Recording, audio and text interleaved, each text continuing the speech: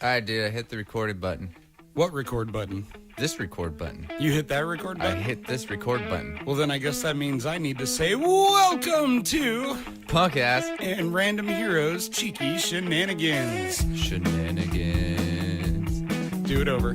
Shenanigans. I was That's trying to do something different this time. My name is Jesse, a.k.a. Random Hero. My name's Nick, a.k.a. Punkass, because sometimes Jesse loves to suck a little dick every now and then. You didn't know where you were going with that when you started saying Yeah, I did know. you? I spaced it out. I was trying to figure it out, but I think we do that all the time where, like, especially if you're trying to be witty and quick, you might start the comeback before you really have anything that you can say. yeah, well, I'm not witty and quick at all, so I'm trying to improve that so I can come back at you. Oh, man. So here we are on episode number 5. It is number 5. If you Cheeky want to be Shenanigans. technical, it's probably episode number 10. Roughly.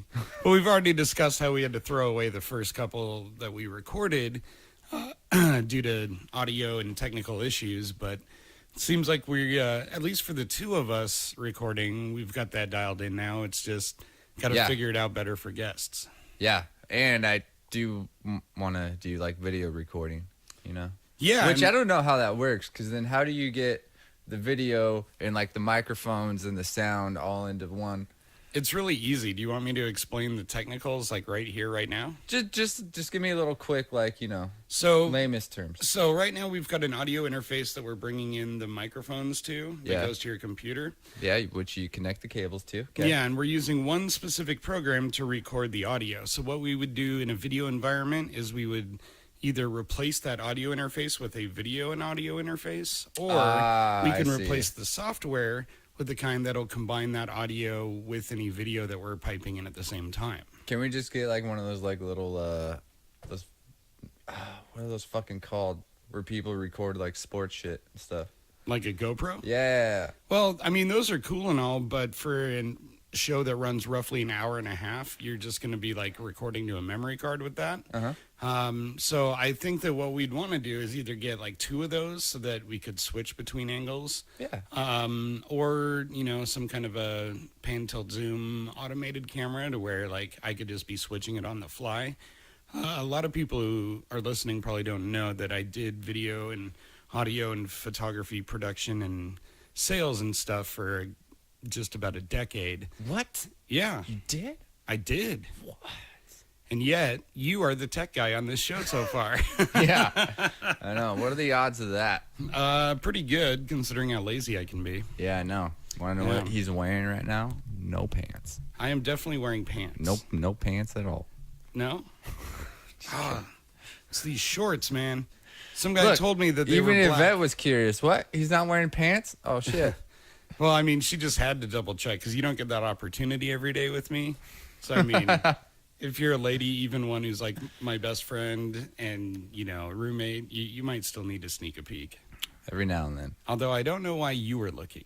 Well, you know, I'm always curious. Don't you be worrying about what I got going on over here. You worry about what you got going on over there. He's got Chewbacca in his pants.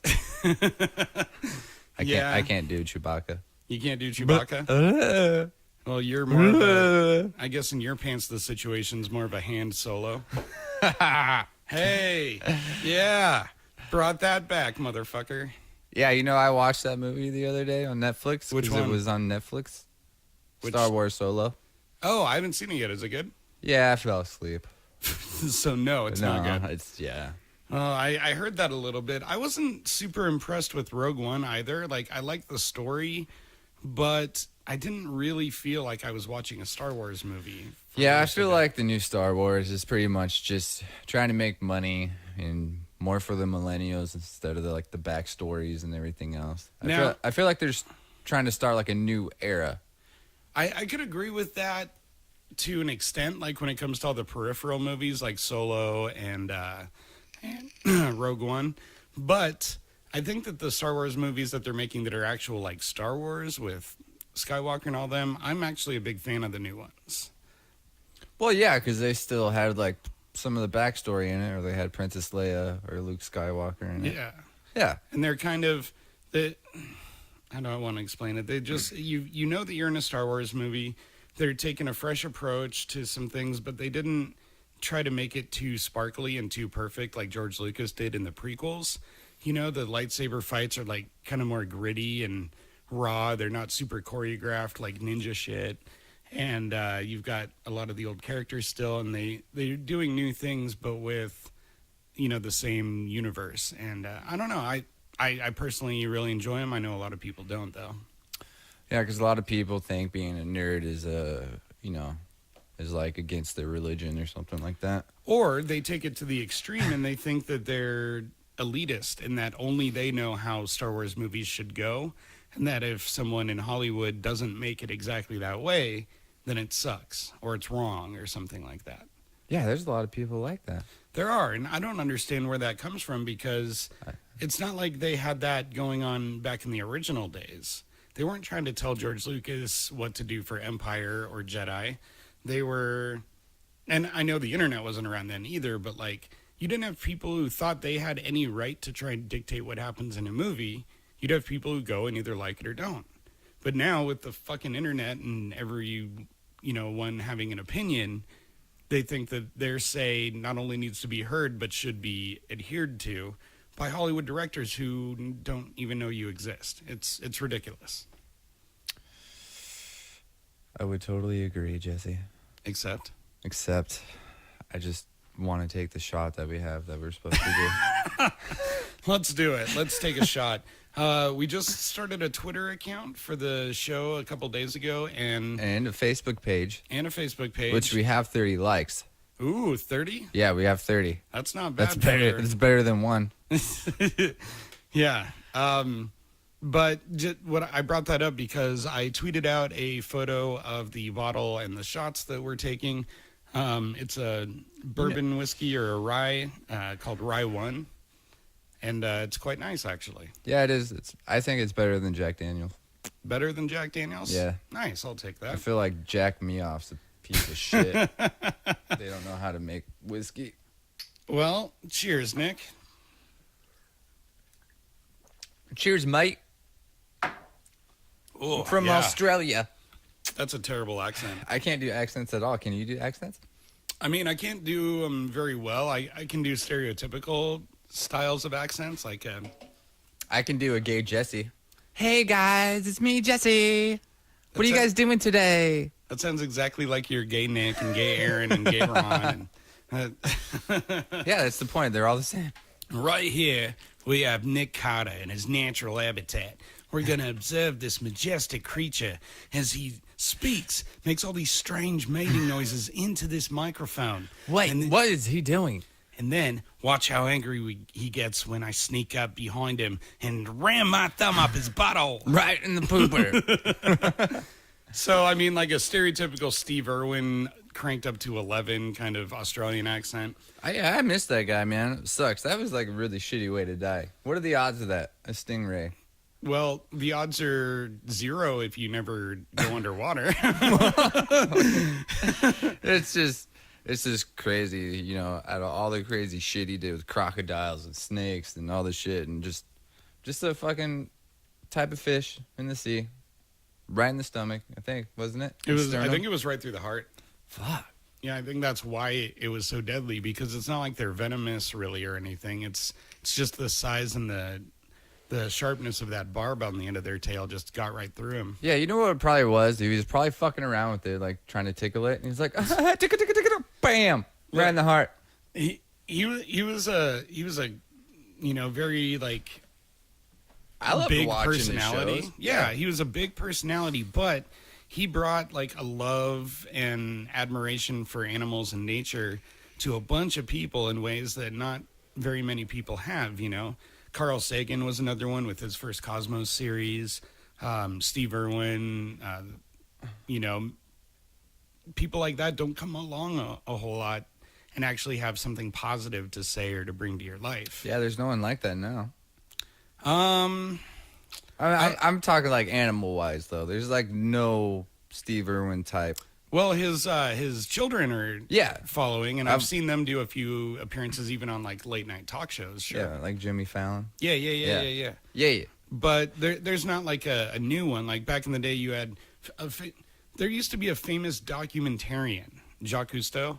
You know, he did a lot of like oceanography and stuff like that, and he basically did documentaries. He was this French guy, and he got famous for doing like educational films. Yeah, the only one I know is Reading Rainbow.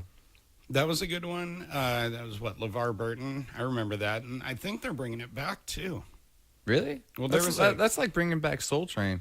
A little bit. There was a there was a Kickstarter done somewhat recently, I feel, but I don't know if they're actually doing plans or anything. But you know, anything that makes education fun or easy is a win in my book, because so many people get turned off of that at such a young age.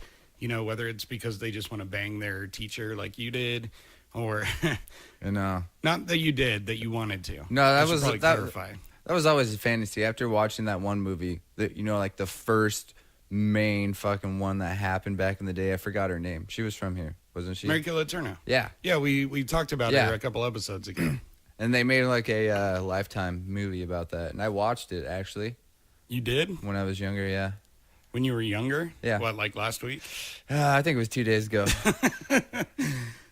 So you still haven't found your penis and or balls then? No, I'm still looking for the right teacher. You know, I'm thinking maybe an English major. An English major? Yeah. That would be a student. No. You mean an English teacher? No. A teacher can still go to school and teach at the same time. Yeah, but you're saying in a very confusing way. Good. I hope it confuses people. I hope they're like, what the fuck is he talking about? No, wait. Why am I listening to this? You mentioned Soul Train and we were talking about Reading Rainbow. Yeah. What are the shows that you grew up watching? Because like this is something I wanted to talk about a couple episodes ago, and it's still been in my notes. But I'm interested. I need to know what age period. Let's go like 8 to 12, like the kid shows you saw. Kid shows. Are You Afraid of the Dark? Have you heard of that one? No, I wasn't allowed to watch anything like that. No. Really? Oh yeah, I wasn't allowed to watch the Smurfs. Full House. Saved by the Bell. Yeah. Family Matters. Yeah, the whole TGIF lineup. My favorite one was Boy Meets World. I love watching that. TGIF. Sabrina, the Teenage Witch. Yeah. Yep. Yeah. Those were the good days. What about, did you ever see Perfect Strangers? No. It was this weird movie. I don't know even who the actors were, but like it was this American guy and then like his strange buddy or his cousin from like Armenia or something who doesn't speak the language like we do. And it's just generally kind of like a fish out of water buddy TV show, but it was pretty funny, and they did a lot of stuff you probably couldn't get away with now because it was mostly based on race, even though they were both white. Like, but yeah, I didn't get to watch a whole lot of that stuff. Did you watch? Or were you a big fan of Steve Urkel? Did I do that? Yeah. Wasn't it funny to see how smooth he could become when he was playing like the other version of himself? Yeah, that was some good acting. It is. And I mean, unfortunately for Stefan, that's what his name was. For a guy like that, you know, he was probably Steve Urkel his entire life. He still is. I don't know if I've seen him in anything else. No. And if I did, I would just be like, oh, Steve Urkel. Yeah, no. Same with fucking Screech, dude. That guy went downhill way fast. And I mean, that's gotta be a fucker, you know, to try and like, you're this Hollywood star as a kid or as a teen or whatever. Then you still want to do that as a career, but like people only want to see you redoing the thing that made you popular. Yeah, like when I went and saw the stand-up comedy of the Super Trooper guys, it was Farva and the other guy. I think it was Mac. Yeah, it was Mac.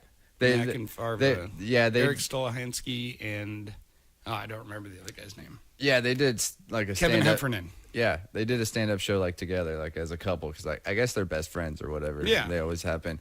But at the end of the show, you know, you can wait and fucking meet him or whatever. Yeah. So I met fucking Farva, you know, and I did the stupid thing. I was like, "Oh, liter cola," and I'm like thinking 1,000 times. Yeah, I know. I'm like, I can't believe I fucking said that. Yeah. Did he? He responded. He's like, "Yeah, like I've heard this 5 million times." Yeah, I get it. You've seen the movie. You remember a quote. You should have pulled out a really obscure one, like just walked up to him and been like, Hey, Charlie's Angel. Well, yeah, they're actually pretty funny doing stand up. He was talking about how he didn't want to do that naked scene, you know. Yeah, I don't blame him. How they fucking like made him do it because his dick was so small. He was embarrassed by it, but you know. Yeah, I mean, they've done that in movies occasionally. Like Monty Python Life of Brian has a quick full frontal scene with Graham Chapman.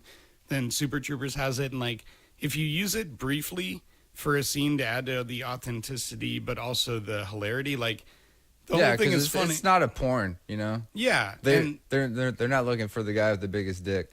Right. It's actually like the smallest one is the funniest. The average, you know. But like that's not even really the point of the joke in that scene. The gag isn't that he's naked. The gag is that they're throwing powdered sugar on him and spraying him down with a hose, and then afterwards he's still got all his pride, even though he's like got a tiny penis and is covered in pride. Like that's the real joke there. But it's punctuated so well, and it feels like a more authentic movie because they did that. And then like in Super Troopers 2, I can't even tell you a single scene from it. I watched it, I laughed some, but like there was nothing nearly as memorable. It's not as good as the first one. I don't know where they were trying to go with the whole Canadian thing, you know, but I think that they always try to lampoon Canada a little bit, and the first one takes place in Vermont. Yeah, so that's they did the French fries and gravy thing a little bit. Schnozberries taste like schnozberries. Oh, you know, I was thinking of this the other day. All right, what? Me and you both have done drugs, you know. Oh, we're just gonna throw that out there, huh? Yeah. Well, it's no fucking surprise. But have you ever had like a bad drug experience? Yeah. I mean, it was mushrooms. Was it? Actually, I've had two bad experiences. One was directly related to being high, and one was like a result of it. The mushroom one, it was like a late year, like November, 2 a.m. kind of night, you know, super cold outside, middle of winter, becoming winter. Winter night. And there was 4 of us who were going to do this, and I'd gotten off work, and I was still wearing shorts and like a polo shirt too, so not even jacket or pants, nothing. And we each bombed 1/8 of Kabenzi mushrooms. Ooh. And then we were walking around this golf course that was right by my friend's house. Yeah. And when the high kicked in, I was honestly having a good time because I went on like a Lord of the Rings thing in my head, and I kind of thought I was a wizard. There's only one. And I grabbed this flag out of like hole 7 of the golf course, and that was like my wizard staff. Yeah. And I was like using it to fight shrubberies and things like that. So it was fun for a while. But then all that time in the cold, like by the time we got back in the house, I got a bad case of the sniffles, and that made it so that I didn't really think that I was going to be able to breathe. Really? So I spent the next like 4 hours on the floor of their bathroom just trying to focus on breathing in, breathing out, breathing in, breathing out. Don't die, don't die. Like by the time you've done 4 or 5 hours of that in your head, you're good. Yeah. I haven't done them since. Yeah, I think, yeah. I've done mushroom a couple times. I've never had a bad experience on it, but for some reason I'll always have, every once in a while, like if I smoke weed and I get really high, like it's the peak, sometimes I'll start freaking myself out. The peak? Peak. Like you reach like the peak of the high, like it's the strongest, and then it goes down from there, but you still have to wait that peak out, which is like 30 to 45 minutes or whatever of freaking out. But I remember I was 14 and I would hang out with my friends' cousins and stuff like that, and they asked me if I wanted to go on this loop, which is like a car ride. You go around a loop or whatever and like smoke weed. I guess it was the cool thing back then. Oh yeah. And I was like, all right, I'll go. Trying to be cool. And I'm in the back of the truck, and they give me the pipe, and I start smoking the weed. And then afterwards, they're like, oh, yeah, it's laced with something. I don't know if it really was, or if they're just assholes because they're older than me and they wanted to be dicks. But after they said that, I was like, oh, fuck, really? What did they say it was laced with? I can't remember if they said, like, angel dust or something like that. It was some weird shit like that. And I was only, 14 years old, and they're like, 17, 18 years old. So this is like the juvenile version of Training Day right here. Yeah, exactly. And then I start fucking freaking out in the back, and they dropped me off at the end of the street where my house was, and I get out and I can hear my mom yelling my name. I'm like, oh fuck, I'm really high and I'm freaking out, and I fucking go to the house, and my mom starts yelling at me in the front door and starts poking me. I'm like, oh shit, I'm freaking out. I'm like, yeah, mom, whatever. And I go up in my room and I hide there, and I was like singing shit on the walls. I think I just freaked myself out and they were being dicks. But I hate when that happens. That happens with weed, you know? Not often. The other story that I want to tell is I don't have all the particulars because I was a like 16 or 15-year-old kid at this point, and my friend had kind of introduced a couple of us to this pill kind of thing that he took called DXM, and it was DMT. Not DMT. It was DXM. And it was some form of, like, your body felt like you were on mushrooms, but your brain was a little bit more in control. Yeah. You just, like, lost a lot more of your motor skills. So it's kind of hard to classify. I only did it a couple times, especially after this happened. But we had all agreed to go on our spring break junior year of high school down to California, and we were going to go freediving for abalone. So freediving is like you wear the fins, you wear a snorkel and a mask, but you just go up to the top and then you dive down and you try and catch these abalones and then bring them up. I had no idea you can swim. Oh, yeah. I was on swim team, too. We've talked about that, idiot. I thought you'd be more of a floating device, but go ahead. So I had never done anything like that before, and so I asked my friend to teach me. So we decided to go down to Kayak Point one day with all of his gear, and he was going to teach me how to do freediving. And we had taken one of these things, so he forgot to tell me about mask depressurization. So we're out there, and we go down to about 40 feet on one breath after a few practice runs. Yeah. And then because I didn't know that you had to depressurize your mask as you go up, I was not blowing out of my nose as I raised, and I shot straight up from 40 feet down, no depressurization. Every capillary in both of my eyes burst. And all of the white in both eyes was like solid red, like the color of those Legos, like solid red for like 6 to 8 months. And really? Yeah. I mean, it hurt a little bit. It wasn't that bad. It kind of affected my ability to see sunlight. But the thing that made it worse was no one wanted to see my eyes when they looked like that because I looked evil. So like Satanist. teachers, people at church, like everyone was just like, would you mind keeping sunglasses on until that goes away kind of thing? And I understood, so I did. But like even today, I have super light sensitivity because of that.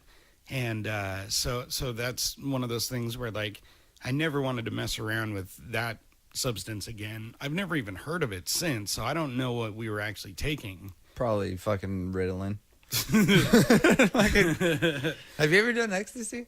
Yeah. Yeah, I've never done that. Wasn't a big fan. No? You didn't like it? No, Was it the right situation? Definitely not. I was kind of on my own. I had taken some at home one night. This was, I don't know, 12 years ago or so, maybe more. Actually, yeah, I think it would have had to have been more. But so I had taken some, and when I got home, I had heard on the radio or something, I Just Died in Your Arms Tonight by Cutting Crew. And so I put that song on at home and then proceeded to listen to it on repeat for like 8 straight hours while I was like laying in bed with every blanket and pillow that I owned, just like really holding myself, just like freaking out and just listening to this song over and over to like, yeah, I don't like drugs that cost me my ability to function or to be in control. You know, like even with weed, I don't like to be so stoned that I can't control what I'm saying or doing. I was talking to my buddy about this a little while ago. Sometimes, you know, I feel like you do like that really high peak paranoia every once in a while because you never get that when you just take like a couple of hits or whatever. Uh-huh. But I feel like every once in a while it is good to have that one little like high freak out because it puts shit in perspective, I guess, so to say.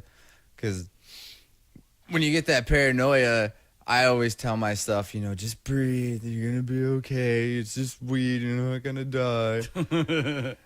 No, that's a pretty valid point, and honestly a little deeper than I expected you to get on this show. Oh, well, No, I got to come out every now and then. basically what you were just saying about this specific term was you can't appreciate the highs if you don't experience the lows. Yeah. And that's I like that. Well done on that, Nick. You're gonna make everyone go out and take like three edibles tonight, and Dude, just freak out. Edibles are a whole different story. When I went on vacation with Lindsay and her daughter, and we drove down to California. My cousin worked at the medical marijuana place just around the time where it was legal to open stores. You had to be 21, but they were still open for the medical marijuana expense. Yeah, yeah. And he would let me go there without a green card because, he worked there, so it didn't matter. And everything's like a lot cheaper. Mm-hmm. And he gave me this like little Laffy Taffy candy, which was like 100 milligrams. So I would just like take like maybe a quarter or little nibbles. Which is still a lot if that's 100 milligrams. Yeah, it was still a lot. And I took it with us because we drove down. And we were in San Diego, and we got like this nice hotel fucking room, which is like right on the beach and sand or whatever. And we had an argument. So I was like, you know what? I'm going to sleep on the couch in the hotel room, and they could have the bed. And I ate way too much, and it started kicking in, and I started freaking out. And I was like, I felt like I couldn't move. So I was like, we were fighting. So I was like, oh, dude, if she wanted to fucking just like stab me right now, she could, because I can't fucking move and I'm freaking out. I don't know what to do. Edibles are a whole different type of scenario. Dude, they can fuck you up. We could buy a new video camera for this podcast if we somehow could find a way to make a nickel every time you say the word like. Really? Pretty much. Well, like this and like that, Anna. Well, that's in a song. Like this and like that? Which like song? It's Who sings it? Is that Ice Cube? No? Who is it? It's fucking Snoop Dogg, bro. Oh, okay. Snoop Dogg. I'm still learning the old school rap because like really? I didn't look my hip hop education has always been lacking. But like by the time I saw that movie Straight Outta Compton, I still hadn't really learned anything about those guys prior to that. I liked movies like Friday and all that. Great movie. But like Straight Outta Compton also taught me that like Ice Cube was part of NWA, and that right after that was when Dr. Dre discovered Snoop and all this other. I had no idea about all of that. So I was watching that movie, and I know that there's some inaccuracies, but it opened my eyes, and at the same time, it was a really just good movie. Mm-hmm. It was really, really made well. Yeah. Especially with the backstories of like Eazy-E being the dick, and then him ending up having AIDS, and Dr. Dre saying, fuck this death row record shit, I'm going to go start my own thing because this is getting like way out of hand and ghetto. Yeah, and that's where the movie ends. Yeah. Is him just saying the word aftermath to Suge Knight. And that was another character that I saw his name in the news, but I didn't know anything about him or a lot of those other people until that movie helped put it in context for me. And like I was a kid when a lot of the Rodney King riots and stuff. Yeah, I think it was like 1995, 94. Yeah, right around like when Cobain died also. Yeah. Like, so I remember some of that stuff, but when you're like an 8-year-old, let's see, 95, I would have been 12. When you're like an 11 or 12-year-old kid and you're seeing these riots going on in a whole other state you've never been to before, like it doesn't apply to you at that moment. You can't grasp it. It's impossible. But since I have that, time and date stamp on my memory there, now that I've seen the movie and saw what else was going on around there, like it opened my eyes to so many things that I don't know. That's got to be one of my favorite movies of all time now. NWA really opened the door for other rappers to come out and just say what they wanted to say without having to worry about getting arrested, even though they did, I think, once or a few times. And the racial shit, fuck the police. Yep. And here's the thing. When you grow up in like a white Protestant Christian home in Washington State in the 80s, and then you hear a song like Fuck the Police, you instantly are like, oh my God, that's so horrible. Why would anyone ever say or do that? These guys must be bad or evil or whatever. So you come up with a lot of presuppositions just based on what they're saying. And then as you get older, you realize that what people say doesn't really matter all that much, especially in songs. And so they're probably not being real. But at the same time, like now in my mid 30s, having seen that and kind of put it all back in context again, it's amazing just how big of risks they took. Yeah. And how insane it was that that kind of music made it mainstream. And then all the stuff we've seen since then, you know, music before those guys came out, like rock music and all that, you didn't hear them swearing a whole lot. You didn't hear them being explicit a whole lot. There was themes and there was ideas, and they were singing about some girl and holding her hand, you know, the Beatles, you know, I want to hold your hand, you know, so you've got this really sweet stuff. And then right about that time, you know, hair metal, a little bit of grunge maybe is starting up in this area. NWA is huge down there, and people suddenly realize, like, you can say whatever you want, and it's encouraged and, you know, okay to have that be something that sounds negative or sounds violent if it's a reflection of your environment or what you've gone through. Now, would it be racist to say niggas with attitude, since that's the band name? Well, I mean, I'm a big believer in the fact that if you're white, number one, never say the R. There's never a hard R when you say that word. I didn't say the R. Right. Two, it's funny how that works. If you're doing a direct quote or you're acting, or there are certain times, you know, when it's okay to say that word in those contexts. I have a hard time saying it when it's even in the song. I have a hard time saying it if I'm alone. Like, it's just not something I want to say. It's funny how that works. It's funny how it's just one word black people are only allowed to say without, you know, getting shit for it. Yeah, but it's kind of like with the name Adolf. No one's naming their kids Adolf after Hitler was popular, and like, it's kind of they're not trying to give power to the N-word by not saying it. It's just that, like, it's a respect thing. You know, I would never want a black person to think that I thought of them that way. And if I know that they're sensitive about it, I don't need to say that word enough to make it worth it. It's hard for me when people say, like, they're sensitive about it, because it was so fucking long ago. Well, it really wasn't. It was. Civil rights was, what, 50, give or take 50 to 60 years ago, tops? Well, I'm thinking more of the lines, you know, like the Civil War and shit like that, when they were, like, slaves and they had no rights to anything. You know, the 50s, 40s, they still, you know, they weren't slaves back then. They weren't slaves, but they were, I mean, there was such cultural and physical segregation that people genuinely still viewed them as, like, a different race, or not a different race, but like a different species. And I mean, if sacrificing one word and never saying it again is going to help people, you know, heal and get back to where we should be after all that shit went down, like, well, I never need to say that word. Well, yeah, I'm just saying, like, at what point are we just, like, going to let it go?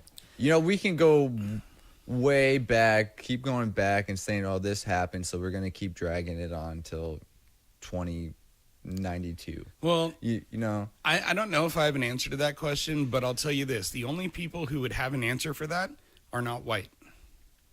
So it won't be us. We don't get to decide when that's over. You know what I mean? Yeah. And people these days know that, like, you and me weren't alive to have treated people that way. But when that's like a huge, you know, couple hundred years of your history, and you know how much your grandparents and their grandparents suffered through that, like, yeah, okay, I'm still gonna give these guys a pass for a while, you know? Like, yeah, I would always mess with, like, my friends that were black. I'd be like, hey, what's up, ninja? You know what I mean? My ninjas? Yeah.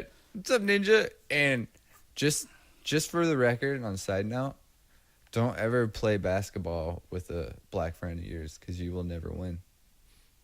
I think that I could say that if I played basketball against my Asian friends. I am good at that sport. I had a friend at work. His name was Tavish, and he was like 6'2", and I was like, you know what, dude? I could fucking be a fucking 21, $20, dude. And he was like, yeah, okay, all right. And we fucking went after work and to the gym and played basketball. I had no score. You didn't score I at all? didn't score one fucking point. Wow. Yeah, it was horrible. How stupid did you feel? It was pretty bad. Did you pay up the bet? Yeah, I paid him his $20, but he like came in the gym, took his shirt off, which they always do for some reason. I don't know what it is. And he just took over the fucking court, dude. It was horrible. Well, you did also just say he was what, 6'4"? He's like 6'1", 6'2". And how tall are you? 5'10", 5'9". So not only are you white, you didn't have a height advantage. I was trying to be like Steve Kerr, dude, and you challenged him, and you put money on it. Yeah. Wow. I was gonna turn that into like a stand-up joke, Well, it sounds like the premise to just about every hacky sitcom from the 80s and 90s I've ever seen. I was trying to be like, yeah, whatever, dude. I could beat you. Let's do this. I thought I fucking could maybe get like a few in. Nope. He just stole the ball from me or just jumped up with his hand up, blocked my shots. And you put $20 on the fact that you thought you might be able to get a few in? Yeah, I figured maybe he was having an off day. Who knows? So you took a bets based on whether or not he was having a bad day and whether or not you could get a couple baskets in there. Yeah. So your fantasy or your best case scenario in your head was still just hoping that maybe he wasn't quite up to 100%. Yeah, exactly. I was thinking maybe he would just maybe let me win one. Maybe just let Nick have a nice, wonderful night off and be like, oh, yeah, I fucking beat him at fucking 21. He might have if you hadn't put the money on it. Yeah, I know. It seems like if you put $20 on anything, everyone's going to put 110% on it. Pretty much. I mean, yeah, that does seem to be true. Man, I don't know. I think I'm getting some kind of a throat thing going on here. Jesse's getting the sniffles. Yeah, it has been just remarkably cold outside. Jesse, I posted a video on Facebook. Did you see that? The video on Facebook. Oh, are we talking about the post you made where you were going to see my reaction to the vape guy freaking out? Yeah. Yes, I did watch that, Nick. Tell me your thoughts on it. Well, here are my thoughts, Jesse. Well, and first of all, kind of catch people up in case they didn't actually see it. Just give them a brief, like, what happens. Well, there was a video where a Trump supporter, he was wearing I think he was wearing like a Trump hat. It was a MAGA hat. Make know. America Great Again. And the store clerk that worked at the vape store did not want anything to do with this guy. And he was calling him racist, which the funny part of that video, calling him racist, there was a black guy in there just wanting to fucking buy some shit. Yeah. And like, how awkward would that be when the guy's screaming, get the fuck out of my store, I'm not letting you fucking buy anything, yada, yada, yada. And the guy's like, I just want to buy some vape juice for my wife, dude. Just give me the shit. And the guy was just, I feel like he was out of line, but I feel like the other guy antagonized it too as well. Oh, for sure. Yeah. It's just crazy to me how divided people really can be when it comes to politics. I'm not really political. I don't vote, which a lot of people are probably like, oh, you can't say shit. Well, I can still have my opinions. Yeah. I feel like both were at the wrong. I feel like the guy that worked at the store was way overreacting to the situation. I feel like he should be fired because acting like that's not okay. Yeah. But the guy making the video and antagonizing it, he wasn't right either. I get that he's upset that the guy wasn't going to sell him anything. And I get that maybe he wanted to fucking videotape it to show the world so that guy can look like a dick. But just why keep poking at it?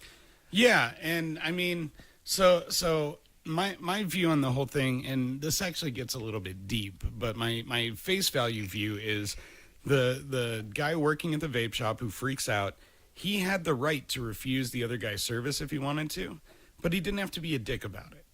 And I feel like that wasn't really the right situation to refuse. If you have your own opinions about something, how deeply you feel about Trump or whatever, you shouldn't mix that with business. Absolutely. Yeah. But that taps into kind of the deeper thought that I'm getting to. So I believe that man had the right to refuse service to anyone because in, this country, you were able to do that. I do not believe that means you have the right to refuse service without consequences. So in my mind, this is similar to all the people who like the right-wing people who will refuse to make a wedding cake for a gay couple or something. Now, yeah, it's pretty fucked up. It is. It's fucked up, and there's been court decisions that have, ruled against them. But if you want to suck dick, just suck dick and give me a cake. But here's the thing. I want to make a controversial statement on this because I've felt this way for a while, but I want to have the medium to be able to clarify what I mean by it also. And the statement is this. I believe that it should be any person or company's right to refuse service to anyone for any reason, whether it's racial or, if you're gay or whatever else. I believe, okay, maybe not racial, but I believe that you should have the right to refuse service to anyone if it's your store or if you're working there. Now, I don't believe if you're the owner. Yeah, and so this guy should have, if his owner would have done the same thing, he's probably not going to get fired and whatever. Yeah. But I believe that we should stop getting the government to force companies to do stuff like that and just vote with the dollar. And the thing is, like, we're in a capitalist country, and if I hear that, the gas station across the street from my house won't serve gay people, I'm not going to go there. And a lot of people are going to make sure that people know that that's that kind of place. And when they stop getting business, they'll be put out of business and shut down. They'll lose everything. And that's kind of what you get if you're being a dick. But they shouldn't be forced to do anything that they don't want to do like that. They shouldn't. So, for these bakeries who, if they won't sell a cake for a gay wedding, I'm kind of with them on the fact that they should not have to be forced to do that. And they should be able to refuse that service. But I think that everyone who disagrees with that situation needs to then become proactive and make sure that people know what kind of business they're running. And if you, support, gay rights and, all types of equality, then you just don't go there. Let these businesses be put out of business the natural way through capitalism and choice and, being informed, instead of having the government say, okay, now you have to make this cake for them. At that point, do you even want the cake from these guys? Like, yeah, they're dicks. Yeah, they should have never refused you service. But, like, let them do that way. Yeah, it's like we were just talking about going back into the 50s where, they didn't want black people in the store. Yep. It's like a new age thing saying, if you're gay, I don't want you in here. It's like, it does bum me out a little bit. Yeah. But that guy's reaction making the video, I feel like he was in the wrong as well. The whole time he's like snickering to it, and you can tell he's just trying to wind the guy up. Yeah, and he's trying to fucking make a video of himself. Yeah. And he kept saying to the black guy, oh, I love you guys. I have no problem with you. Okay, well, why are you trying to get that guy involved? You know what I mean? Yeah. It's stupid. When the guy who's shooting the video, where he loses my respect and my kind of support of his whole side of things, is about halfway through the video. He's finally got the guy, it looks like, to begrudgingly agree to sell him the vape juice.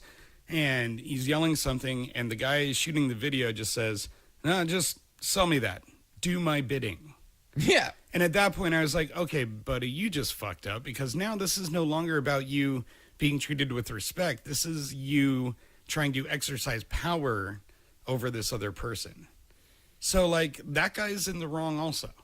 And I didn't like anyone in that video except for, like you said, the poor guy who's standing off to the side. Like, I just need my vape juice, man. Yeah, and like, how would it feel if you were like a black guy watching two white people argue about which one's more racist while neither one of them is helping you out, Oh, dude, yeah. Like that's gotta just be like the weirdest experience for that guy. I just make a scene. You know what? Fuck this. I'm out. So let me just really quickly put a bow on that last thing, because I know that if anyone hears this, eventually it'll be taken out of context or taken the wrong way. They always do. I am very much not against, gay people, ethnicities, anything like that. I'm cool with trans and whatever you want to be yourself. That's cool. I'm down with it. But I don't think that we should force private businesses in a capitalist society to do something that they don't want to do, when we could just as easily put them out of business by just not going there. Or if you don't support their business and you never shop there, then even if they stay in business, they're not serving people like you. They're not serving like open-minded people. They're going to serve people with their narrow views. And to that, I say, that's fine. There's tons of businesses around here I've never been in, some of which are because of stuff like that, bad experiences with management or, How do you employees or feel whatever. about the Starbucks bathroom situation? Did you hear about that? No, what is it? Where Starbucks is going to let, homeless people in. Anybody can go in there and take a shower, shave, do what the fuck ever. I don't agree with that.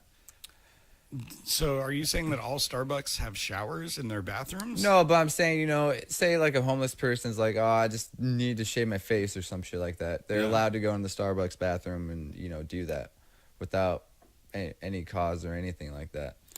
So what's your problem with that? Well, it's Starbucks for one. Yeah.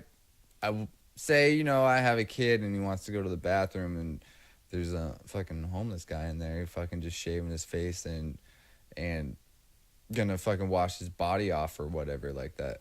Well, what if it gets to the extreme where the guy's like, oh, well, I'm just gonna take all my clothes off and wash my whole body and give me a little sponge bath. Okay, then that's an extreme example, and they would definitely remove someone who got totally naked in their bathroom. Like, do you agree with the whole, like, anybody can use the bathroom? Say, like, I want to be a girl. I'm going to use, the woman's bathroom, even though I'm not really fully transitioning yet. So, okay. It sounds like you're talking about two different things here for a second. So, your first issue was Starbucks allowing anyone to just come in and use their bathrooms if they want to, like homeless people, right? Yeah. No problem with that. It's a slippery slope, and I don't think that they should continue doing that after a certain time of night. But they close anyway, so they're not a 24-hour business. But I mean, I got no problem with that. Homeless people, while homeless, still deserve some basic human dignity. And I've seen services where people will let them take showers or wash their clothes in like these little like motorhomes and stuff. That's awesome. I got no problem with that. But you got to be careful, and especially in places like Seattle, like you're going to get some ODs in those bathrooms and stuff like that. Yeah. So it's got to be a calculated risk. But on the other hand, I don't remember the last time I've been inside of a Starbucks. I've gone through drive-thrus, I see them all the time. Might be near one, like if they're in a Fred Meyer or something. Haven't been inside one in years, like just a Starbucks. So it doesn't really affect me either. So to that, it's kind of like, But the deeper issue, it sounds like, on your second half was about trans people using bathrooms. Yeah. So this is a tricky one because for me, I think that bathrooms are designed around the type of physical plumbing that you have. Mm-hmm. And I think that is a decent enough reason to use one or the other. I'm not saying that you have to identify as a man, but if you still have a penis, it makes more sense to use the men's restroom. Yeah. Because it's built for you. And, if you're transitioning, then once you don't have a penis anymore, use the ladies' room. Yeah, I feel like it's a loophole for, like, the sick fucks out there that... See, I hear that, but at the same time, those sick fucks are out there whether or not they can use a ladies' restroom. And how much more exposure are you getting to them because of this rule? Mm-hmm. How many more trans people have you run into in the bathrooms since this has been going on? Have you even run into one? Well, there's one at my work, but Yeah. it's a guy turning into a girl, so I've never had to deal with the whole, I'm not a girl, so I don't use the girls' restroom. So Okay. you know what I mean? And you work at one of the largest corporations in this country, especially in this state. Microsoft. You live in an area where we have tons of like McDonald's and Starbucks and all these, kind of liberal feeling corporations that allow things like this to go on. Yeah, So, Seattle. but what you're telling me is that you have not once even ran into one in one of the restrooms yet. No, I have not. So what does it fucking matter? I'm just saying for, if it does happen to someone, I just don't like how we're just changing the whole bathroom rules just because, people are getting offended or they want certain kind of treatment because they want to transition themselves into a different gender. well, why can't it just all stay the same? Why do we have to make special treatment for you just because you feel like you want to be something you're not? Yeah, I'm going to say it. And that's kind of where I tend to draw the line in these things in my head, because it's so dynamic. It's changing day by day today, and it's hard to keep up with all that. So I just kind of go with like, how do I want to phrase this? It might be different for you because I'm not trying to be a dick or say anything. No, spit it out. It's because you don't have any kids yet. Yeah. So like if my 10-year-old daughter goes to the bathroom and a fucking guy walks in there when he's in the middle of transitioning, I'm gonna have a problem with it. Why? Because I don't know who he is or if he's, a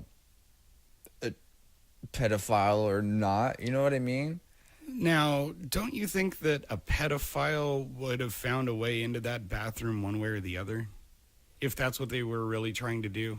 Yeah, but if there wasn't any rules, I'd be like, he's a man. He's going into that bathroom. That's fucking wrong. Now you have to be like, well, is it okay now because he's transitioning? I can't really do anything. You know what I mean? There's Yeah, but your daughter's what, 10? Yeah. So isn't there still like an age limit to where it's acceptable for you to bring her into the restroom with you to use so that you can supervise or something? Yeah, I did that when she was like 4 or 5. What's the cutoff on that? I don't know. Yeah. I don't know yet. I wouldn't bring her into the men's bathroom now at 10 years old when she's aware of like the situations of. Yeah. But you're worried that a guy who feels like a woman on the inside and is trying to physically match that through a transition, you think that person is going to be some kind of a threat to your daughter? I'm saying there is a possibility. I'm saying there is a loophole for these people out there now. And what I'm saying is that it's no different than it was before all this. Pedophiles are still going to go into whatever bathroom they want to, whether you're watching or not, and whether they're allowed to or not. People are still going to, look at kiddie porn on there. Like, being a pedophile is not the same thing as being a transgender person in any way, shape, or form. And if you're a pedophile, first of all, fuck you. If you're listening to this, please stop. I don't even want you listening to my show. But second, like, just being a transitioning person doesn't instantly make you a pedophile or anything other than a person in transition. Yeah, I'm saying not every person that's transitioning is a pedophile. I'm just saying it makes it easier for pedophiles to be like, oh, hey, I'm transitioning. I'm going to go use this bathroom. I'm just saying it makes it a lot easier for someone that's gross and sick like that to do what they want to do now. I suppose so. That's the point I'm making here.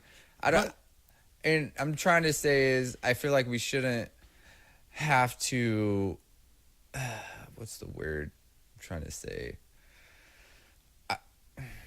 Here's something that I want to challenge you with. So when you go to like a McDonald's or something, if they've got the men's room closed off, yeah, and you have to like kind of use the ladies' room and it feels kind of foreign to you, and you're like, oh, I haven't been in here in a while, and you go and you use it and you come out and like it feels like a strange experience to you, right? It feels a little bit different. I still wouldn't do it though because no, just hear me out. So, but you've done it before, right? Yeah, I have too. It feels weird. So when I go to a place, I always prefer that they have the bathroom of the way that I identify, which is as a man, because I have all the plumbing.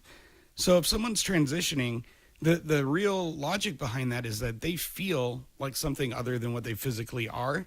So when they go into a restroom, even if they have the equipment that I do, if they feel like a woman on the inside, that men's room might feel a little foreign to them or something. So they just want to be able to feel as comfortable and as valid and as respected doing a simple thing like using the restroom as the rest of us. Now, there's extremes to it, and I'm not saying that I'm a total, left-wing snowflake for all of these things, and there's ridiculous stuff that happens every day, but at the end of the day, I'd rather be joking with someone than ever be actually mean or indecent to them. Yeah. And bathrooms are bathrooms. We go to bathrooms and we do one of a couple things. We piss, might take a shit, probably fart a couple times. Jack off.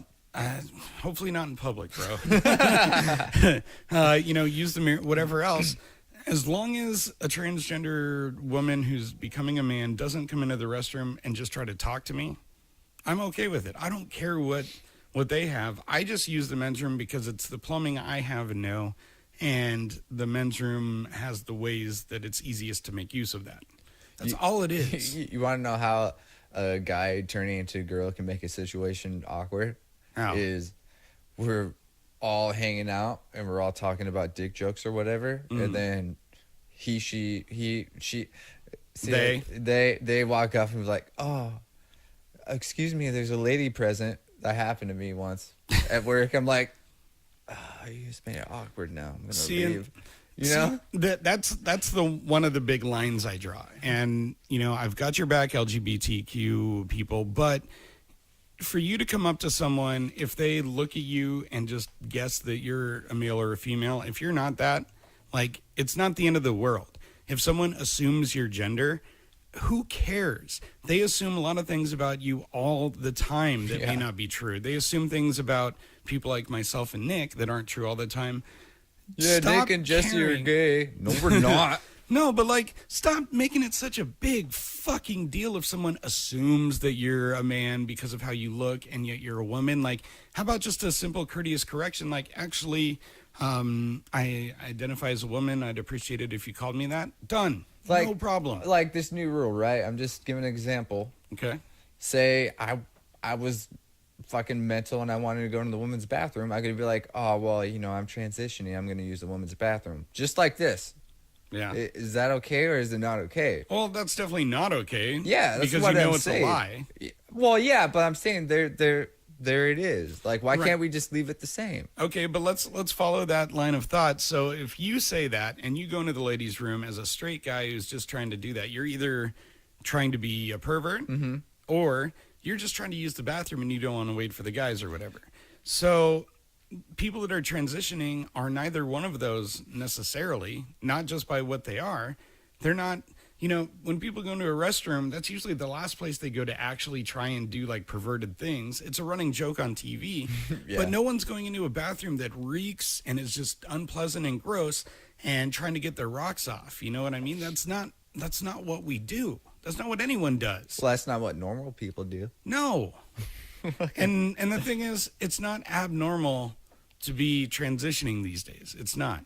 It's taken me a long time to come around and really like I'm okay with people that want to do that. I'm not that type of person like, "Oh, fuck you. You are fucking such sick." a bigot. Fuck it. No. Quote, that's Nick. No. Fuck you. No. To all people transitioning. That's the quote. I still don't. It's weird to me how I still don't understand it. I feel like I was born a guy. I'm gonna be a guy. Yeah, and that's cool. But you don't have to understand it to accept it. Like, you don't even have to truly accept it. You just have to not be a dick about it. I mean, you can accept someone without approving of all the stuff they do in their life. Yeah, I do that with you all the time. Yeah, so do I. I knew instantly you were going to make this about me. I fucking knew it. Well, here, let's just break the ice. I want to tell an embarrassing story, okay? Does this have anything to do with the previous topic? No. All right. Well, it has to do with the bathroom, okay? I was walking into Rite Aid, since we're talking about this, but Rite Aid, they have single bathrooms. They have a woman bathroom and a men's bathroom, but it's only a single use. It's not like multiple uses. Everyone can use it. Yeah. I don't know if I ate something that day, but my stomach was really, really rumbling. I think I was probably about to shit my pants. I was waiting for a prescription or something like that. For incontinence? Yes. It was to make me smarter, that Limitless pill. Have you heard of that? No, it's that's ecstasy. It's still not working. That's ecstasy. But anyways, the men's bathroom was occupied. I'm like, I can't hold it. I can't hold it anymore. I knocked on the woman's bathroom door, and I went to town. It smelled so bad. And while I was in there, I was thinking, I hope there's nobody fucking waiting for this woman's bathroom. I just hope. And I finish up and I open the door. There's an old lady standing right next to the door waiting to go. And I'm like, oh, no fucking way this is happening right now. And I just walked out without even looking at her. I didn't even go back for my prescription. I went through the drive-thru because I didn't want to fucking like the guy walking away from the explosion in the movie, just dun, dun, dun. It was so fucking embarrassing. But of course that's gonna happen because you're thinking it. You know what you should have done? Should have walked right up to her when you walked out of the bathroom and just been like, "Hey, seat's warm for you." It's just funny how shit like that happens. Is there you mentioned to me earlier about Donald Trump and food and McDonald's and Burger King and Wendy's. I thought this was funny. Yeah. Oh, you just want... Okay, so Nick apparently has to go pee because a shot of whiskey is way too much for his little hummingbird-like bladder to handle. But what he was mentioning is there was this news story that I saw going around during the government shutdown. Trump was still going to host the Clemson football team, who are the college national champions this season. And apparently during the shutdown, he doesn't get his cooks and all that stuff, which I'm totally good with. I prefer it that way. If we don't get stuff, they don't either. But he ended up going and buying like thousands of burgers from like Burger King and McDonald's or wherever else. I know that Burger King was kind of the one that made the most noise because they kind of grilled him for his misspelled tweet. He had said birders instead of burgers, which sounds trivial, but he's our president. Like, we shouldn't be finding this many typos and funny non-words and errors with the Twitter account of our fucking president. That's just scratching the ice. But he brought a college football team who won the national championship to the White House, and there was all these trays of just like Filet-O-Fish burgers and double cheeseburgers and whatever else. And what, he just thought that was a good fucking idea? Like, so here's what ridiculous. Here's what I'm understanding. The government shut down for like what? How many days now?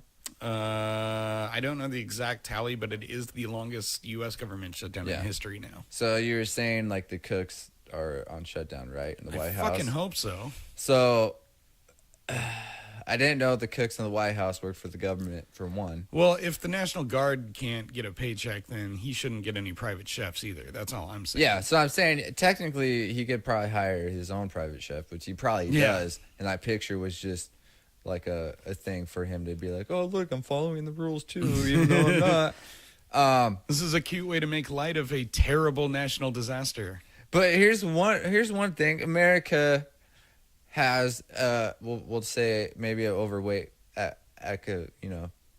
we have an obesity epidemic. Yes. Yes. Why would you bring out McDonald's and Wendy's and support, the fast food that's not healthy at all, for one?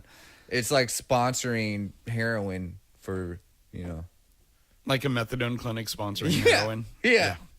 Well, and it's just the pictures. If you haven't seen pictures of this, check out Twitter or the, Facebook or whatever. Find some pictures because it's ridiculous, because he's standing there around like these silver platters with just boxes of burgers on them.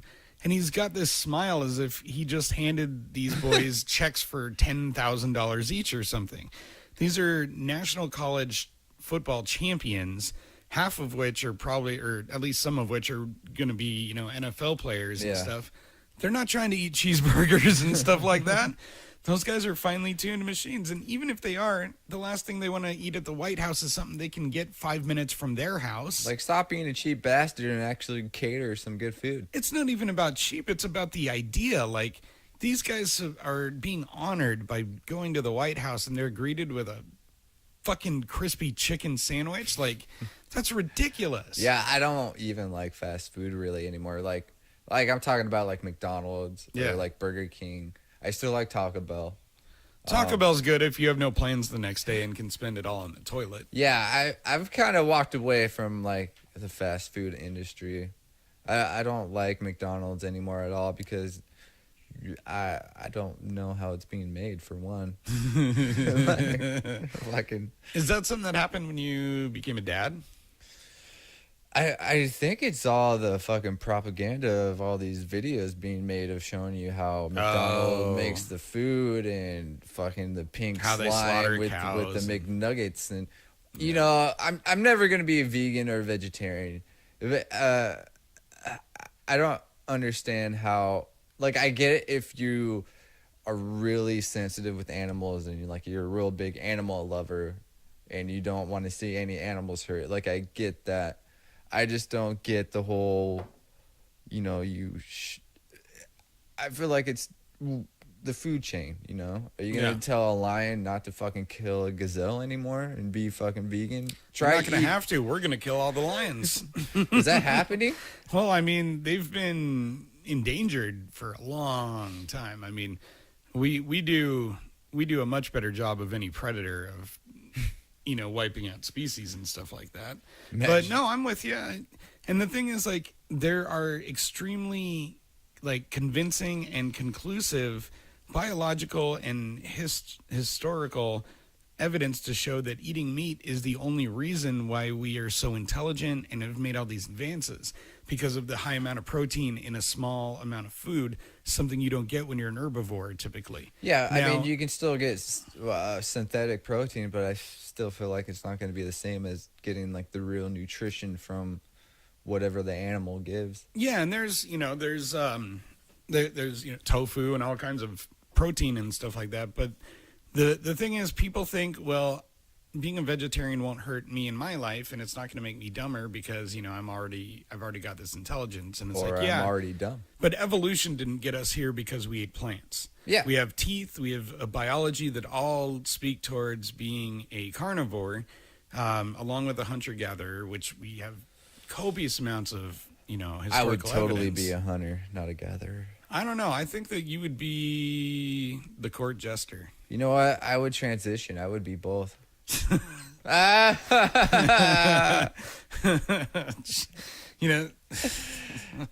ahead. Go finish what you were saying. No, you derailed that one. Fucking punk ass. Shenanigans. Hey, real quick. Yeah. I just wanted to interrupt you. You were talking about how we're going to have a guest next week. Oh, yeah. Now, but I just want to say this is going to be like really different for me because we had Aaron. I know Aaron. I don't know this person. So it's going to be really weird to see how I react with this person, for one, because I could offend him. I could not. Hopefully he doesn't get offended easily. He doesn't. He's a comedian. Is he? Yeah. His name's Ben, and he's done comedy for a number of years. He's one of the people who encouraged me to get started in it.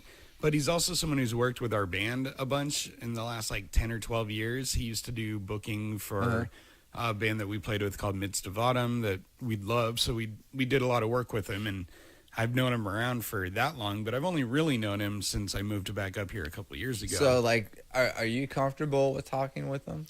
Yeah. Are you comfortable with like giving him shit and everything? Of course. All right. So yeah, it's going to be different for me because, this guy doesn't know me either. So if I give you shit, he might have a different reaction. He might not, because you say he's a comedian or whatever. Look, he already knows the format of the show. I've already told him that this is something where we don't want to censor ourselves, and we don't want to have to apologize every time we say something messed up. Yeah. Now, people know that we have values outside of this show, and they know that, we're not racist or sexist or any of these other things, and if they don't know it by now, they will over the course of this show. But the thing is, this is a place and a time where we can say some of the things that we repress all the other days of the year. All just hold hands and get along. No, we can all hold hands and spit in each other's eye. No, but like, Ben's cool. He's gonna be fun. He's a big name in music and like production, and he's done a lot of comedy around here. And he's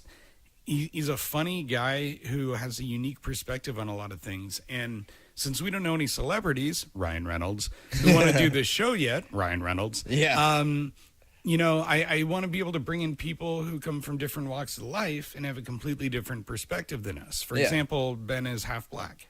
Is he really? Yeah. Ooh. Doesn't look like it, but he totally is. I'm going to have fun. No, but like, he's got a good sense of humor about those things. And any guest that we have on this show has to have a good sense of humor about things. They're going to know that we're not purposefully trying to piss anyone off. Yeah. And they're going to have something to contribute that's going to be unique that you wouldn't hear on Jimmy Fallon if Brad Pitt was on the show or something like that. You're going to hear something real. And that's what I think is going to be awesome about getting on some new guests here. No, it's going to be, I was thinking about it. It's going to be really weird because usually outside of this podcast, I'm not really like social or whatever. Because you don't have friends. No, I have friends. No, you don't. Yeah, I do. I Who? do. You? That's all I need. No, but I'm saying is... Aw, that was so sweet, I'm just kidding. Nick. I have way more friends than Jesse that are real, not social. I'm saying is, when it comes to new people, you little fuckface, ass, clown, dick, wad. I'm not really talkative around new people, so that's all I'm saying. It's going to be different having someone on here that I've never met or don't know. We'll get you an extra shot before the show. Well, no, it's going to be good for me because I'm going to try not to act how I would originally act if we were just like hanging out. No, you see, that's what I want. I don't want you to think you have to act a certain way around any of these guests because eventually maybe you're he'll gonna bring in become people my I don't ninja know. since he's that black. Yeah, Ben's an awesome guy, and there's people that he works with, like Barbie, that I want to get on the show.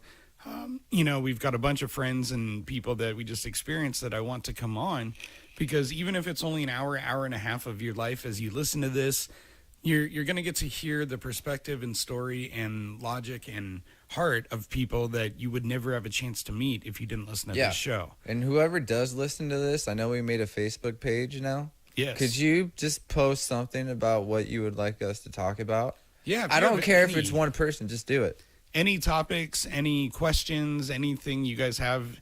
We have a Twitter also if you want to tweet at Cheeky Shenanigans Podcast. Like I know a lot of people have hard feelings with this whole transitioning thing. I want them to say how they feel about what I talked Nick, about. you're transitioning from being a guy that I can talk to every week to being a guy that I'm going to have to start punching in the face.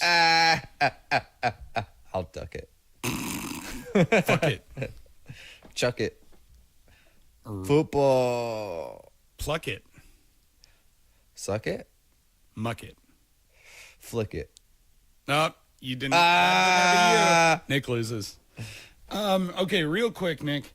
We've still got a little bit of time left. I want to know what you thought of the new Spider-Man trailer. Spider-Man Far From Home. I didn't honestly. I like Spider-Man. I've loved like the new recent Spider-Man movies with Tom Holland. Is that his name? I like those ones a lot better with instead of the past with Kirsten Dunst and all that nonsense. I watched the trailer and I kind of didn't understand where they were going with it. I don't know if it's because I haven't read a whole lot of Spider-Man comics and I didn't know who that new person was. Mysterio. Yeah, I don't know where he comes from or what the whole part is. I'm still trying to figure out if it's before or after Avengers Infinity War.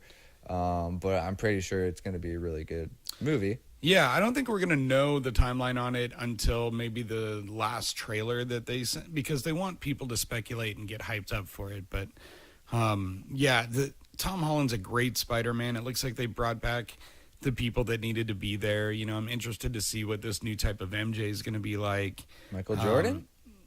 No. Marijuana. No, Mary Jane. Oh, shit. Okay, yeah. And then, like, it seems like they kept the humor intact. So where it fits in with Avengers is obviously the most important question right now. But overall, it looks like a pretty good movie, right? Yeah. Yeah. I'm sure it's going to be. I'm sure it's going to have a lot of action, a lot of fucking really good graphics, a lot of good fucking action scenes, a lot of good make-out scenes. Oh, sorry, this isn't. Oh, sorry, wrong movie. There's going to be some explicit nudity. Marissa Tomei. Shoot, what was I going to say? It was about the first one. The villain. All that I want is for them to find another villain or to utilize the villain the same way they did in Homecoming, because Michael Keaton playing Vulture in that, he was one of the better Marvel villains. Like I would say Vulture, Killmonger, obviously Thanos, and maybe Helmet Head, Winter Soldier / whatever Hydra thing, Cock Snatcher, Orgasmo. Chota Boy. I was just seeing how long you would keep going. I'd always love fucking with Jesse's train of thought. You do, because it's totally gone now. You always catch me right before I'm about to make the fucking point, and now it's gone. Okay, I'm sorry. It's gone into the No, ether. I know you can come back. Ready? 1, 2, 3, let's go. No. 1, 2, 3, Jesse, go. No. 1, 2, 3, Jesse's gay. He likes butt. He likes sucking dick all around. He loves nuts on his eyes. Jesse, go. This is what a typical band practice sounds like. Once Nick's mic is turned on, he always makes some dumb little song about me sucking dicks and stuff. It's a really good song. It's going to be famous one day. I'm just surprised you have this many songs when you've only seen me do it once. I mean, you've never seen me do it. Yeah, so back to what Jesse was saying. Spider-Man's going to be a really big deal. Yeah, I guess that's it. Here's what I want to know. If it's going to make more money than Aquaman. Aquaman is already over $1 billion. Spider-Man's got its work cut out for him. Yeah. What movie made the most money so far? I think Avatar is still the number one. Is it? It's probably not going to be close to breaking over Avatar. No. Avatar hit a level that is very, very. It's going to be hard for any movie to duplicate it, let alone a movie that's part of like a series. You know what's funny to me? How Titanic's still up there. Like it's always going to be there, even though it was so long ago. Yeah, and I think it's still up there even if you don't adjust for inflation, which is the real crazy thing. Because when you adjust for inflation, you can see what those movies would have made if it cost what it costs today to go get a theater ticket. Same with Star Wars. Yeah. Back in the 70s when it was probably like 75 cents. Yeah, but I think Titanic is still in like the top 3 or 5, even without adjusting for inflation. And that was like, what, 98 or something? How much fucking vagina do you think Leonardo DiCaprio got after that movie? All of it. All of it. All of it. Like there was some kind of a deed to all of the world's vagina that was just signed over to him. I know, that lucky bastard. Except for people that are transitioning. They didn't have vaginas yet. That was a good one. I like all right, guys. Well, that is just about all of our time. Once again, I want to make a plea to our favorite Canadian comedian actor, Ryan Reynolds, to just acknowledge us. Yeah, you know tweet what? Us, do something. I'm gonna email him and ask him a couple questions. You have his email address? I'm gonna find it. I will. I just want him to have pity on us. I'm gonna go on a quest. A quest? Yeah, I'm gonna go on a quest on finding Ryan Reynolds' email. You want to join me? You want to join me on this quest? We're already on a quest to just find him. Why don't we just stick with that? Well, he's probably in his mansion. Okay, wait, real quick. If we had a female celebrity to get on the show, like Ryan Reynolds, like how we just want to get him on here once to talk to him or whatever, who would the female celebrity be? Jennifer Aniston. I'm not talking about who you want to bang. I mean, like, who would you legit want to, like, hang out with or do a show with, you know? That's a good question, Jesse. Actually, you know what? Who would be a really good one and funny to interact with? Would be Sarah Silverman. Oh, that would be good. Yeah. That might hedge out the one I was thinking of. Who were you thinking? My thought was Emma Stone. Because you want to bang her? No. I've like, have you ever seen her do the lip sync battles on Fallon or anything? Yeah, she was really good. She's amazing at that stuff. Like, she seems like she would genuinely just have a lot of fun here. Yeah. But Silverman, that's a strong one. I think I'd be willing to sign up for that one with you if we want to make a case for Ryan Reynolds or Sarah Silverman to ever acknowledge us. Like, that would be a win. Maybe a year from now we'll be at that point. Maybe. Yeah. Or maybe we'll still be here in my living room doing nothing this. I hope not. Well, if we are, I hope that I've finished a few more Legos. So Jesse's got a fucking 1970s porno living room with a bunch of fucking Legos in it. Yeah, because I saw Legos in all the old 70s porn that was out there. You've never seen the Lego porn movie? I've never seen it 70s porn or Lego porn, and I'm not really excited to change that right now.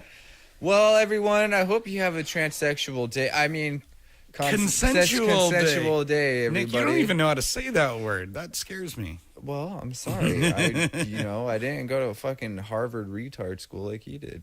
I didn't. I went to normal Marysville school. Oh, case closed, everyone. Yeah, I guess that was redundant. Have a consensual day, everyone. No, have a consensual day. Thank you guys so much for listening.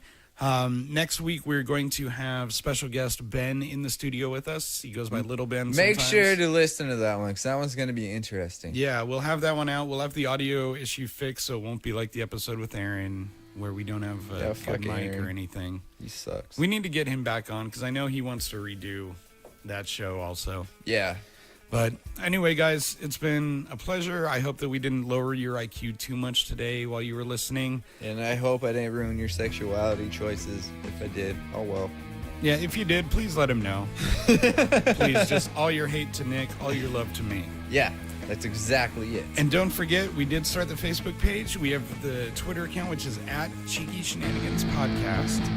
And we would love to hear from you guys. Show topics, feedback, questions, whatever you got for us. Just share the page.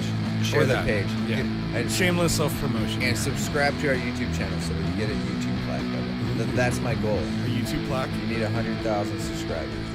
Never gonna happen. It's gonna happen. All right, guys. Well, once again, this has been Cheeky Shenanigans. And I am Punkass, your lovely gay friend. And I am Random Hero, your lovely straight friend. Everybody have a good day. Everyone have a great day. Thanks again for listening.